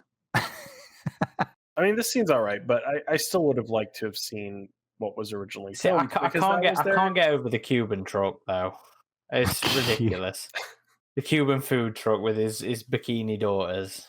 See, I know I'm drunk because I'm just finding that hilarious. And that's where, I guess, Trigger gets shot in the head in both the script and this, but in this one he shoots himself in the head. Oh, no, yeah. This is what I've just shit out of my... in the lavatory. I do miss seeing the Emissaries, though. Like, I know a lot of people had an issue with them being in human camo and all that kind of stuff. Were they the ones in human camo? Yes. I thought they were other ones that were like too much human DNA. No, they had all the camo on. But, I mean, I don't have a problem with that because they're supposed to be scientists. Maybe they don't have the kit on them anymore. Maybe the cloak doesn't work anymore. They've been living in Area 52 for over a year, and I just love the idea of these emissaries. Oh, God, yeah. Edward Olmos's character is like... I love that harpoon gun. They're peace emissaries, but they still want to go out and hunt because they're still predators, so we let them go out and hunt. And I thought that is a nice action sequence there with that harpoon. I love the harpoon. And that reverse shot as well. That's exactly the same shot as from before. I think the stunt work in individual points, the stunt work is really nice. It's brutal, which is really nice. It's choreographed very well. I think. Yeah. But then there are other points where, again, it gets comical. It feels cartoonish at other points. So it's just the blending doesn't work. Also, the car chase from the trailer, the APC chase, looked really cool. Like, they had flipping cars exploding and stuff. So I'm like, I still hope someday we get to see that cut. I know this film, they probably wouldn't invest in that, but...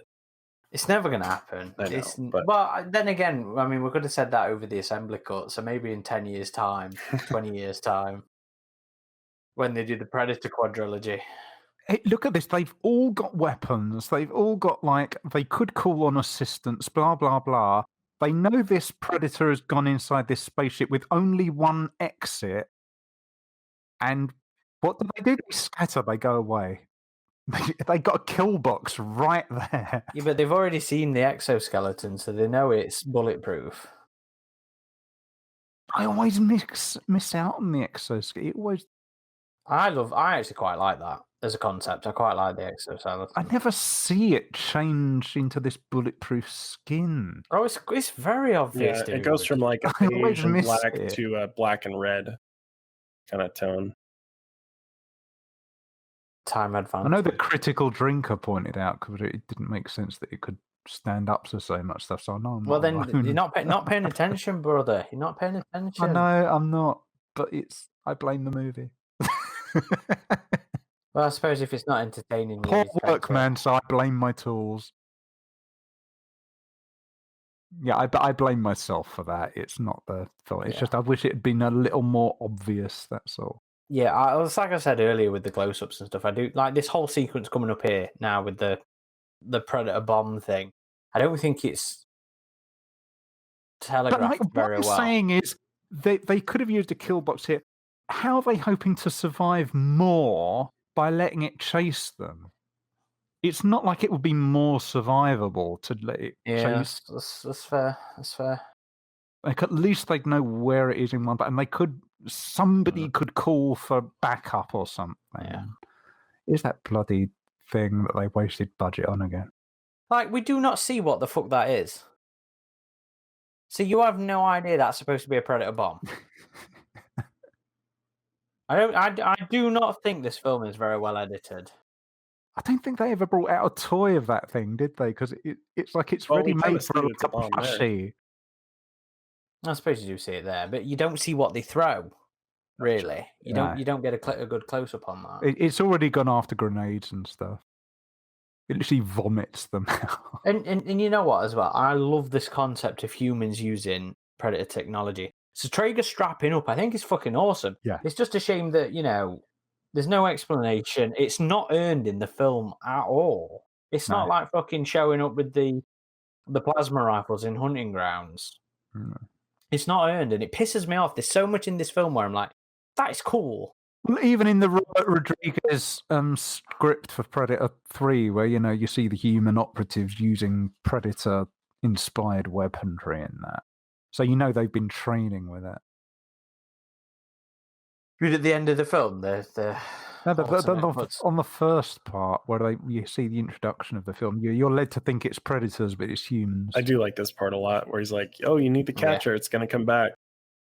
Because I always had the suspicion that the Shuriken was like a smart, Oh, mini come smart on, disc, really? and this kind of confirmed Yeah, that. what the shit? I mean, look at that. He's his own Come guy, on, and he what just the fuck is kills this? him for the hell of it. It's where it gets a bit cartoonish. And the CGI on this bit is terrible. That's because these are all the reshoots, man. Yeah. See, that bite is good, but those eyes are cartoonish. Yeah. The eyes are where it fails. See, they all believe it can be killed by gunfire because they're all shooting at it. See, I kind of feel like Predator, as much as I enjoy Predators and the Predator, have ruined so many cool concepts for the Predator franchise. How do you mean ruins them? Like the whole Bad Blood thing. They've tried to do it twice and it sucked. Traeger using all didn't the suck in weaponry on Predators, this. though. Well, it wasn't portrayed very well in Predators. Well, were they even trying to portray it though? Well, I mean, in terms of the conflict. I mean, it was just two clans with a conflict. They weren't going. Yeah, I they don't weren't mean trying to emulate necessarily the combat. idea of Bad Blood, but the conflict of Predator versus Predator. We've had two films that have done it poorly. You have to keep in mind that at this point in this film, the Bad Blood concept has basically it died when it killed the other predator. So at this point, it's no longer a Bad Blood thing. Well, I'm talking about one of multiple things it's been doing. Yes. It didn't. It could have there's a whole story which could have been structured around the Bad Blood thing, and they didn't. They just used it as like a cameo. Like, here's your Bad Blood, and then they carry on with something else. Yeah, let's waste some ammunition. That's good. Well, he's only trying to get attention at this point. Why would you want to? Well, that's the point. That's what they're trying to do. Because they're trying to get it into the kill box. See, they just don't feel like characters who have military experience, yet they're meant to be veterans. It's very Marvel. All they're trying to do is get its attention here. I don't think you can give them that one. Now here's the villain. Let's see what happens. It's not this bit. It's not quite Is yet. it not? Okay. No, it's not quite yet. All right. I say this as somebody who's watched it once in the last 2 years. I know they Yeah. say blink and you miss it, but I think the first time I saw this, I literally blinked and missed it because I was like, wait, did he die? Yeah. Okay. I do kind of like that POV stuff though. And the ion cannon here. I love the ion cannon. I missed the original P1 and P2 POV. Mm. It's up with the Terminator films when they try and do like new funky stuff. The one thing about Dark Fate is they actually made an effort of reproducing the original Terminator head-up display. It looks like talcum powder. It just does.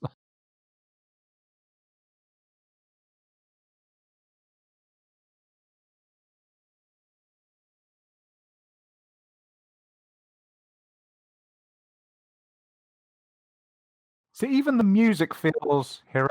It doesn't feel... He's just laughing. See here. Look at him. Oh, I mean, come on! it makes literally no sense as to why that even triggers. And why did she even yell his name? What was she trying to alert him exactly. to? It feels like that is a victim of deleted scenes. It's poor editing, but if it's not, oh my god. Ouch. Yeah, whoever edited this film sucked. That would have been a remember who it was. perfect cue for an aardvark quote. Yeah. Funny little bit of trivia here. Some of the sound effects of the Super Predator are taken from a Jurassic Park video game. Really? Yeah. Some of the roars are from the Carcharodontosaurus from Jurassic Park Operation Genesis. And it had this kind of peculiar roar that you can hear coming out of the Super Predator more than once in this movie. Right when they lit him on fire, right? Yeah, some of those, yeah. And it's also coming up right before it gets, chopped up. I've just remembered there's a superb parody of the original Predator. This has reminded me of they're using the Return of the Jedi Ewoks in Predator and they're making out the Ewoks are the Predator. It's fabulous. Come on, kill me now. I can't even see who edited this. They don't want their name associated with it. Maybe they're watching this commentary. Don't be too mean, Aaron. They did the best with what they had, I'm Harry sure. B. Miller 3. The third. What's he worked on? He's worked on... No, my boy, you took my son. A lot of I'll television get from the you. looks of it. It does feel kind of televisual. He did work on Tremors 4. So, I remember that being fun. Yes, it's mostly television.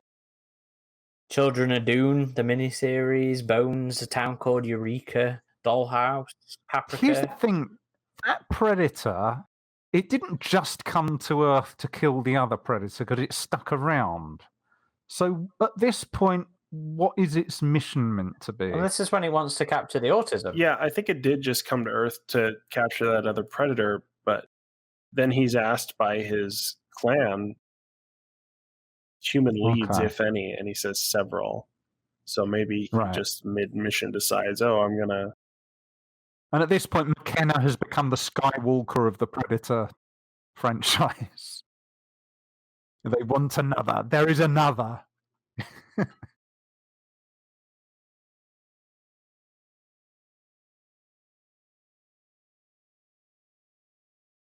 And everybody always wonders how she managed to show up with the when the Predator ship crashes. And in the script and the novel, she robs a motorcycle cop and steals his bike. Yeah, and follows him. This university science professor with her grenade launcher assault rifle just Steals a See, police bike. Yeah. this is what I said. If there'd been some sort of dialogue about her, like being a weekend militia or something. You telling me you've never used a grenade launcher, Adam? Yeah, we don't all have grenade launchers in the United States, contrary to I popular. thought you all had something in a cupboard, just in case. Something in a cupboard. Well, I don't know. Adam's been shooting. That's true, but not grenade launchers. Maybe someday. What the hell is it? Like, this You would guy's if you not had the played choice, Halo or surely. anything. Well, there he goes. Poor There he Nettles. goes.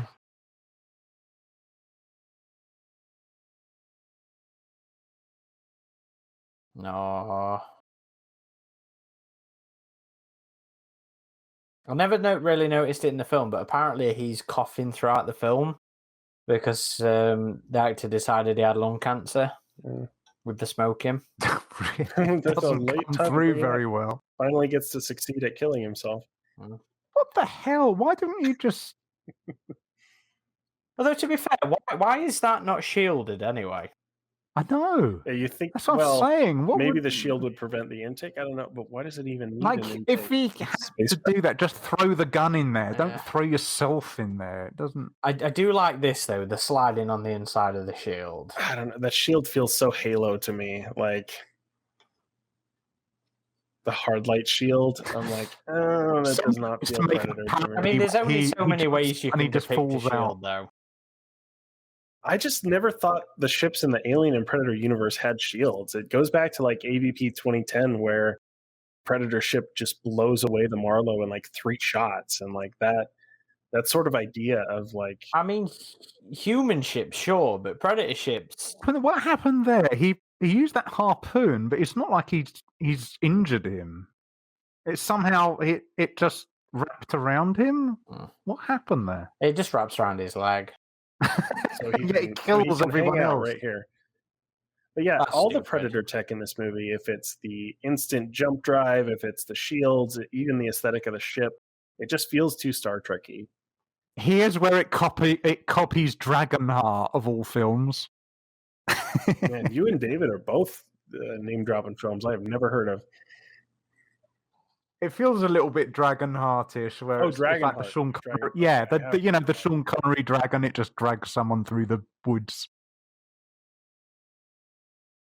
Not for long, though. I have not seen that movie in a long time. Yeah. Oh, it's great. It's not actually the least bit like the writers wanted it to be. Isn't Pete Potter waiting that? Yeah. And they made 4 direct-to-video sequels. So how the fuck do you miss the armor turning on there? Yeah, I do like the arm-mounted plasma caster. That's Yeah. cool. See, I always liked it in Predator 2, and I always liked it in Primal Hunt as well, even if it is actually a shit weapon in Primal Hunt. But the whole concept of it, I like. I do not. I feel it needs to be like a guided, hands-free thing. And that's all set. That's all artificial jungle, that is. Yeah. I don't even remember her being given the cloaking ball, do you? Well, I No. noticed it this time. There's a shot of it just rolling on the ground. There you go. Rodeo time. Well, you know what? That's another stupid thing as well, because in the script, they actually sort of point out about the dreadlocks being like a sensory organ. And I think it gets like one throwaway line in the film. But what she's supposed to be doing there is fucking about with his dreadlocks to disorientate Now, here's the thing. They've flown possibly hundreds of miles. Where the hell did that dog thing come out? They locked it up in the dinosaur van. sound. Running the whole time. He just how would it even track them? He just roared, and that roar he just did was from the Jurassic Park game. Carcharodontosaurus, he said. Yeah, exactly. So how the fuck are you supposed to really know that's... How would he know how to Grenade. even fly that? Kablooey. I just got this when you said that. I got this image of like Marvin the Martian going, "There's meant to be a kaboom." Where's the kaboom?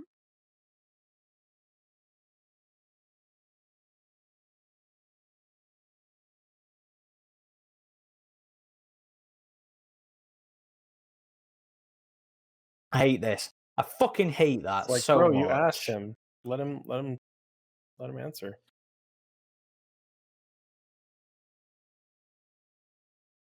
And oh my god, that CG there is dog awful. So artificial. Yeah, I mean, that was a scene where they could have used practical because it wasn't really doing anything. Then Yeah, because they why already not? had the torso.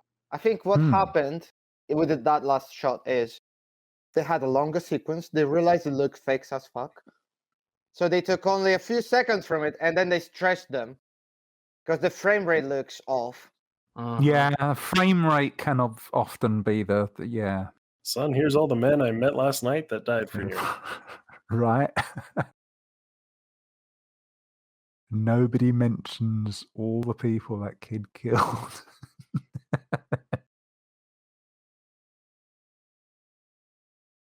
Thing is, he's going to get away with it because nobody's going to even suspect. Oh, there's a Blade Runner reference. Poor Nettles. I'm so glad the Arnie cameo was cut. You know, Oh, yeah. I think they handled it so much better with. It'd have been cheesy as the rest of it, really.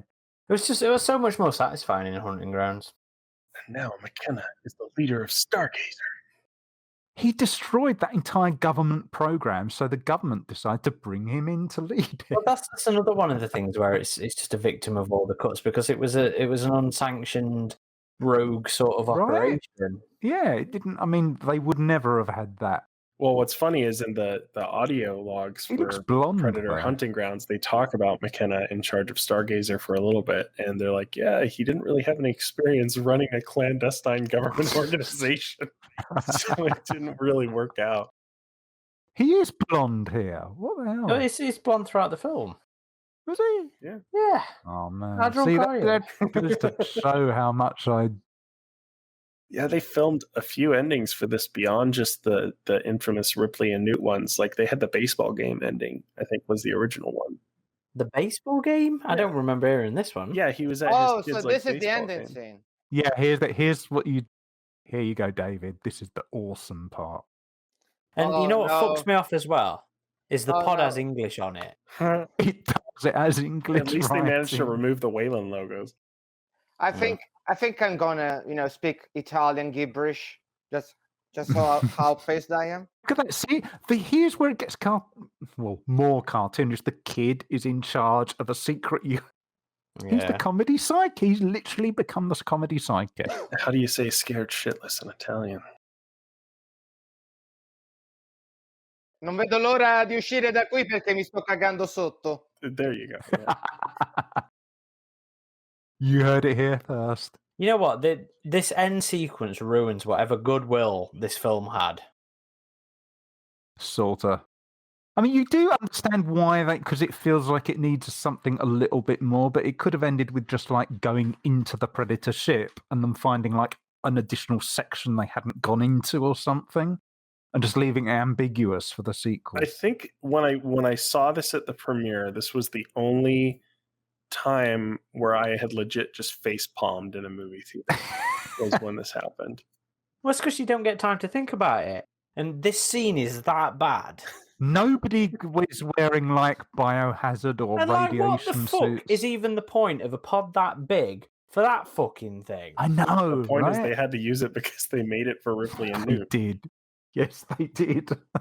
I think it's fucking hilarious that of all the companies to work on the effect, it was hydraulics as well. It's the black goo from Prometheus. That would be pretty good. It is actually. That is actual black ooze. Oh no, the crossover. Yeah. It's a Predator Iron Man suit. So bad. Hey, Prime 1 actually made a pretty badass looking statue of this. See, here's the thing. McKenna has seen him. Basically, that guy's in agony. And he's like, I want that. Didn't hydraulics do the CG? Yeah, that's what I just said. Oh, yeah. I think it's fucking hilarious that hydraulics did that awful piece of shit. After what? And the weird thing is, like, laser designators on the weapons themselves, which makes the laser designators themselves utterly pointless. That's so guys, somebody wrote this. Somebody This was one of approved this. several different Somebody, endings. filmed this, edited this, put it into the movie, and nobody questioned it. Oh, I'm sure there were one or two people questioning it. I wonder at what point they went, "What the fuck have we made?" Maybe it was when Shane. Did we finally find what happened to that pit bull? I think at one point it was supposed to be like Newt from the Alien movies. It was Newt and Sigourney and Ripley. Oh, Jesus. Yeah. No, Time-traveling no, alternate no, no, continuity no. Newt. I would have loved it. I would have loved it. You would have. You have terrible taste. Who, Adam? Adam does, yeah. He likes AVPR, so it's already. Adam can go from, having really good taste to having bad taste. Hey, David, there's a few movies that you love to death that are very maligned, like Godzilla I 98. know. So you're one to cry. No. See, if you like Godzilla 98, it means you have very, extremely good taste. Okay. Well, in comparison to some of the other Godzilla films, yeah, I mean, it's... I mean, at end of the day, we will all have our guilty pleasure films. Like, I love all the Starship Troopers. I like Van Helsing and Terminator 3, but I acknowledge they're a bit awful. Starship Troopers, guilty pleasure. No, I mean all of them. I enjoy 2, 3, and 4, 5. Oh my God, that's different. Which ones? Well, 4 and 5 were the anime ones, and those were actually pretty good, I thought. Aaron, why'd you stop it? We got to watch the credits. No, we do not have to watch the Yeah, we credits. do. I want to see who was responsible. You know what? I salute those who were. Can we say they made a good effort of sort of trying to make it cohesive with what they had to work with, considering all the deleted stuff? This is one of the ones where you have to wonder just how much Yes. Fox butchered it, Yes. but how much of it was also kind of like dead on arrival. Some Yes, of those exactly. Yes. concepts. I mean, I would watch an assembly cut of this where they restored the emissaries out of pure morbid curiosity, but I would in no way think it would be better. I think just for the practical effects elements is alone, like some would get some more enjoyment out of that because those are two more Predator designs that were gonna fully be put together. Niche though. It's not going to be. But that's it's not going to improve it. It's for the niche crowd. That's why you do those cuts. Actually, I really do like the Fugitive, but the practical effect and the design of it. I thought it was a nice compromise between the ADI Predators we've seen so far and the original Predator. Yeah, I mean ADI didn't do the armor. The Fugitive Predator. Would you say that's the best Predator ADI have done so far? There's two sides to this question, because on one side you have like the Predator as a creature, and then on the other side you have the armor and the weapons. Yeah, exactly. Okay, so I'd say as a creature, with the face, this is the best Predator ADI has done so far, no question. And as far as the armory goes, I think another company did the designs. Yes. Wasn't it Quantum? I think it was Quantum, yeah. Yeah. Quantum Effects. I know there was another company, because the ADI people, they said that they, like with the dogs, they had made things up and that they weren't used and certain things were beyond their control and blah, So blah, when blah. it comes to the armor, I'd say AVP takes the cake. I love Celtic helmet. My favorite Predator helmet by far. So yeah, there's that. So AVP takes the cake for the armor, and the Predator takes the cake for the creature itself. For me, it's got to be a wolf. Like I've always loved that design, both unmasked and with the armor as well. Because he was just like such a cool, lean, battle-scarred old Predator with this messed up face. Like I just think Wolf is fantastic. So he's got to be my favorite. But I love the Fugitive design, and I do hope we see it in the digital space soon. In Hunting Grounds, I think that would be a great addition. I think the performances of the people inside the suit, it's like the people who are not in suits, the people who are playing the human actors, the actual performances of the Predator, there's no faulting like the body language and stuff. It's just the script and the situations they had to play a part in. But everybody in this film who was a performer, including, as I said, the little kid, there's nothing wrong with the performances. It's just the material they had to work with, which it just didn't gel as a whole for me. Yeah, I think it just needed a few more drafts and not have the studio interference, you know. And you have to wonder, how would it have been if Shane Black knew ahead of time that the emissary stuff would not have been there? What would he have replaced that with? Because that's the big thing. We know all that storyline because you had almost the guy in Battlestar Galactica who most people would remember. He played Adama, and he was in Blade Runner, right? He played this general character.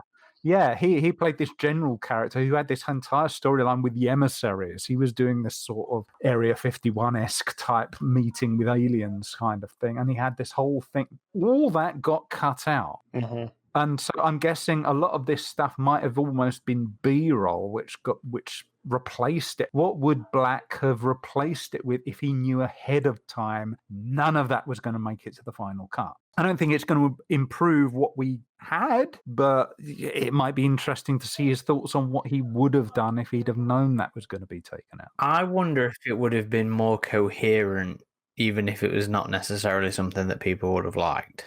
I do think it would have been, yeah. Just having read the script and having talked to someone who saw a test screening of the original cut, and they told me it was better. It was much better. I still think we would have had problems with it, but I think you're probably right, Aaron, that Hollywood saw the fan reaction to those leaked emissaries and they probably got nervous. And maybe there were one too many surveys at the test screening that said, oh, this is too funny and it's not scary. So they're like, well, we got to reshoot this and make it scary and make it at night and take out these predators that the fans laughed at. But overall, I do think it was misguided, just like with the Thing prequel, unfortunately. Sorry if you like this movie. The Thing prequel, I think, actually had some very good ideas. That still ended up being a good movie, yeah. Yeah, I still enjoyed the prequel. The pilot creature was such a good idea. And then they cut it. Like, they cut the one good idea you had. There was a lot in the Thing prequel. I do like the Thing prequel, but it's not on the same level as the original, and a lot of what they had feels artificial, unfortunately. Whereas the original, it got such a reputation for feeling real. That was the big thing about the original, and the prequel just didn't have that, unfortunately. So, Aaron, how many times have you seen this movie now, The Predator? No, not that many, really. I mean, I go to see the films about 3 times in the cinema when they come out, because how often am I going to get that experience? So I saw it at the press show in Soho. I went to see it with Chevy, and I think I went to see it with the missus. I caught it on an aeroplane when I went to Japan because I love to watch the aeroplane edits, but fuck me if I can remember any of the differences. And then I think I watched it once in prep for this podcast, so probably about 5 times. I'm probably not too much more. I think I'm 6 or 7. As you guys have probably said before, this is my first time. Well, you walked into the theater a little late, so... Yeah, I mean, I really shut myself down when this thing came out. I really wanted to see it, but I also knew I was gonna not like it. So I figured, why waste the money? Here's the thing: I would always rather make up my mind on my own. Fuck everybody else's opinion. I will decide what I like or what I don't. And I wasn't basing myself on reviews. I literally spoiled myself on every single aspect. And, I also watched clips, making of clips and things like that. And I knew that story-wise, this movie was not going to sit well with me. So, yeah. How do you, as someone who is new and has only had you've watched clips and you've read things, how does the end result compare, even though we were talking over a lot of it? How does the end result compare to your expectations? So, to put it bluntly, if I were to compare the Predator movies to dishes, Predator 1 would be a very, very nice yogurt cake. Predator 2 would be the best pizza of all time. This movie would be a fast food kind of burgers, a cheeseburger from McDonald's, if you will. That's how I feel. That's how I think I predicted, what my opinion was going to be on this. How do you rate? Excuse me. Yeah, I'm just gonna say you missed one of the best sequels there. Oh, Predators! I think that movie is a collective hallucination. Excuse me. Is a very good spaghetti bolognese. Yeah, Thank you very much. The nasty pasta man is talking. So you feel this is better than Predators in your view? No, absolutely not, because at the very least, Predators had some ideas that they didn't quite make them land the way they wanted to. These are supposed to be super predators, but 3 of them don't manage to work better than a single one of the other ones, which is quite bizarre. But at the very least, it kind of, it maintained that Predator movie feeling, even though it was like exposition time most of the time. Like half of that script is exposition, which is kind of very boring at a certain point. There's movies that can allow a certain amount of info dump. Dark Crystal is an example. Dune is an example. But, info dumps upon info dumps, info dump. That's what Predators is. And it's kind of boring. I'm going to buy myself a plane ticket to Italy and I will whoop some David arse. We're gonna fight. We're gonna fight as we're gonna have a fight. I think Predators rivals Predator 2. You dressed up as Godzilla. I'm dressed up as Berserker, and we're gonna fucking have this art. I'm gonna wear my Godzilla 98 costume with razor sharp steel plates. I'm gonna fuck you up, mate. Come fight me in real life. Come fight me. The scary thing is, I can believe that. Come at me, bro. So I'd say Predators is much superior movie to this, is what I wanted to say. Too fucking. But how does it compare to your expectations, though? Like how you thought it was going to go? Is it the same? Yeah, pretty much the same. I didn't really have any hopes on this. I knew I was going to enjoy it up until the laboratory segments, this Fugitive. Because that's where you entered it. Was really good. I was into it. I know. I watched, the clips, and the clips really impressed me. And then he dies in this absolutely uselessly gruesome way, which is like, yeah, really, we really want you to think, fuck this guy. He's trash. He's not here anymore. He's the new thing that you must like. Yes. And the new thing is this kind of not as good. Is he a God of War kind of version of the Predator, or a Mortal Kombat kind of Predator, Goro Predator, whatever? No, that's a different comic, David. Oh my god, yeah. At least it wasn't full armed. Oh my god, we could have gotten worse. But when it comes to franchise sequels, I always try to consider them from 2 separate point of views. One point of view is how are they as a film and as a sequel to the older movies, and the other part is how are they as movies about themselves, as a story told within the runtime. And let's say, for example, as I said before, Alien Resurrection is actually a much better movie when you consider it on its own than when you consider it as an Alien sequel. Whereas with this movie, it's like, no, it's not even good by itself. I don't wanna be pedantic about this, but it's really disappointing. Do you think it would have worked better in the format of, say, a comic or a video game as opposed to a film? Because you entered it, it had gone on a bit, but from what you saw, would it have worked better as a video game or a comic compared to the format of it being presented as a film? Or do you think you would have had the same reaction to it? When it comes to canon, the cursed word, canon. Yes. So there's like a stronger influence films have upon, the main canon when it comes to, the facts, what happens, things that are accurate to what the canon is compared to video games. Because people argue maybe video games aren't canon, things like that. Whereas with films, it's like, it's harder to ignore them. Unless it's the Terminator franchise. Oh my God, yeah, or the X-Men franchise. Yeah. Again, back to Marvel. Exactly. And another thing is, it's interesting how, the Marvel movies kind of make history by influencing other franchises so much. Because the Star Wars sequels were undoubtedly inspired by the Marvel movies, dialogue-wise, comedy-wise. In this movie too, like it wanted to Marvelize Predator a little bit. I think you're right, David, in that the best word I can think for it is just disappointing. Like, I remember after having seen it for the first time, just kind of like thinking it over in my head and wishing I would have liked this. And, this didn't make sense. This didn't make sense. But I still there's things about the movie that I like, and I still have hope for it with Alien 3. Like, I looked down on Alien 3 for so many years until the assembly cut came out, and that hope for this movie remains. And maybe I'll see that original cut someday and I'll be like, I was wanting to see that. Like that sucked even worse. But I don't know. I still feel like that should be seen, and I hope it is seen. I do feel like the movie made some interesting contributions to the lore in some regards, but I feel overall it was just a mess, unfortunately. And here's hoping for the next one, right? I think this one's a write-off for me. It's like, look, I'm sick of you guys trying to do Predator versus Predator and fucking it up, and taking all the concepts that I'm interested in and fucking it up. There's a reason we've done this second, since deciding to start to do these things from the worst upwards. It's not good. As much as I enjoy the cast, as much as I enjoy some of the comedy and stuff like that, as a Predator picture, it's not very good.